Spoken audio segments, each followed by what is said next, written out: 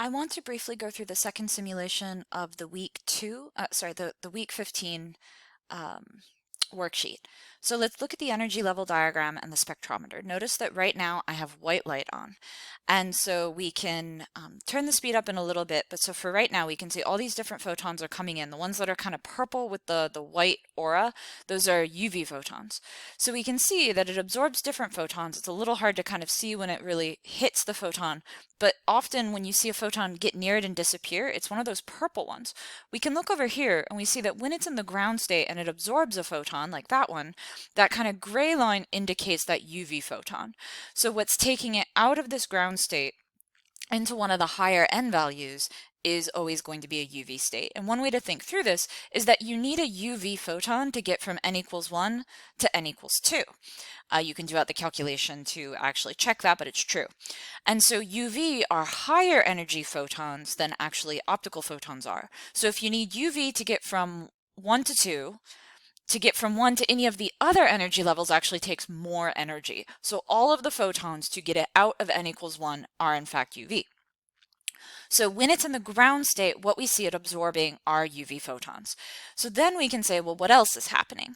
Well, it is absorbing different UV photons, and absorbing different UV photons, in fact, takes it into these different energy levels.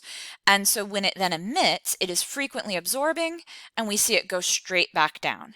And so we can see that, in fact, there's some different UV lines here. So there's more than one type of UV photon, and you can think about that as what's being absorbed and emitted.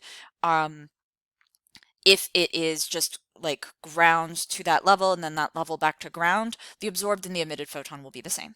So sometimes we see it come down to that n equals 2 level, and then what happened was that it absorbed a photon again.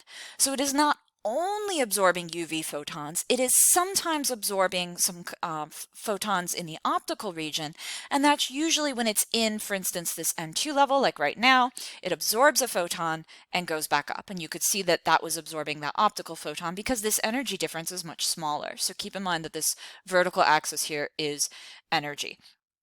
So the reason we're seeing some emissions here that are not UV is the fact that sometimes it goes down. Like it was a red photon there, it just absorbed kind of that blue photon.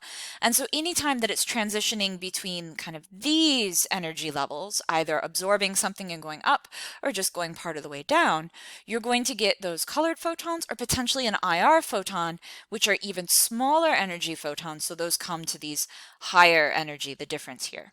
So I'm going to pause the video while I acquire some more data to just show you that really quickly.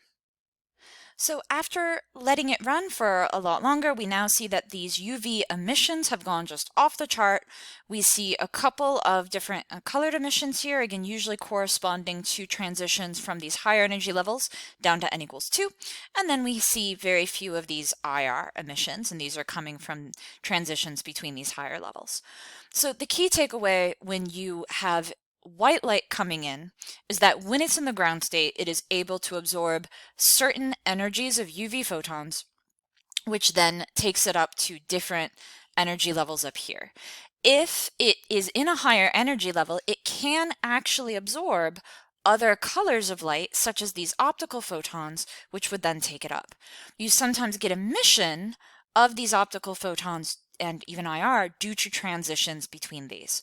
So that's kind of the takeaway here. Again, UV is the most common. So let's now switch it to monochromatic light and reset this. When we just turn on show the absorption wavelengths, that just kind of gives us some black lines to make it a little easier. Let's leave it on 94. So now all of the photons coming in are going to be these 94 nanometers. Okay, now I had to initially clear. And so you can see that every time what's happening is, sorry, I have to give it a second, it's going from the ground state up into n equals 6. And so if you did the calculation, the difference between n equals 1 and n equals 6 is such that that energy difference is going to give you a 94 nanometer photon. So it absorbs it, it goes up to n equals 6. Then, when it goes back down, it might go straight back down to the ground state, which means it's going to then be emitting a 94 nanometer photon, but sometimes it actually goes down to a different energy level. And so that gives us an interesting phenomena where it sometimes gets stuck here at this n equals 2, L equals 0 level. So let's wait for that to happen. While it's running, the other things we can look at are what values of n it gets excited to. The ground state here is n equals 0, L equals 0. The selection rule is such that when it absorbs or emits a photon, L has to change by 1. So we see that it is always going to L equals 1. And in fact, if we go back to white light, we see that it also always goes to L equals 1 regardless of the level it's at. Now the M value can remain the same, increase or decrease by 1. And so we can watch the M up here in the corner, and you see that sometimes it goes to M equals 1. Now one thing that's interesting is you'll sometimes see -1 up here, but here it never looks like it's -1.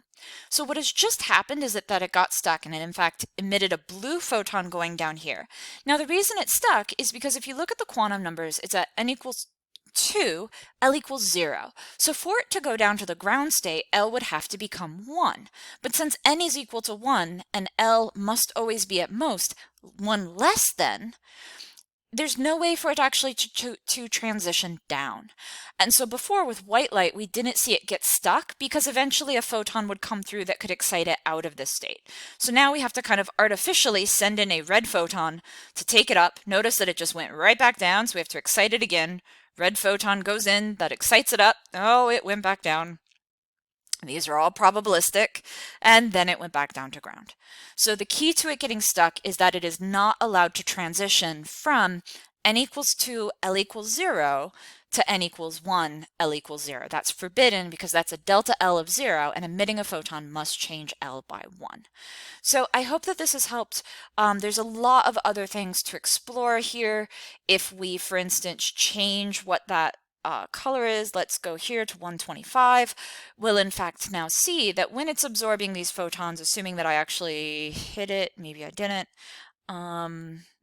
Oh, that's still the wrong one. Let's see. 105? There's one, yeah, so now if I'm at 103, notice that now instead of going up to n equals 6 every time, it is now going up to n equals 3. Again, it still gets stuck because it is allowed to go down in n, but then change L by 1. So again, it gets excited. Has to get excited, goes up, comes down. So please explore this more. There's a lot of other stuff going on here. And I really like the simulation because it's one of the few things that really looks at the difference between the Bohr model, the de Broglie model, and then the Schrödinger model. The Schrödinger model is the only one that has this angular, angular momentum states, which means that the spectra that you see are different due to these forbidden states. And so forbidden transitions. And so you actually do get small differences in spectra between the de Broglie model and the Schrödinger model, even though the energy levels are the same. And the difference is that idea of actually introducing the angular momentum changes what transitions are allowed. So if you let the simulation run for an incredibly long time, you can in fact see the difference here, whether you're in white light or monochromatic.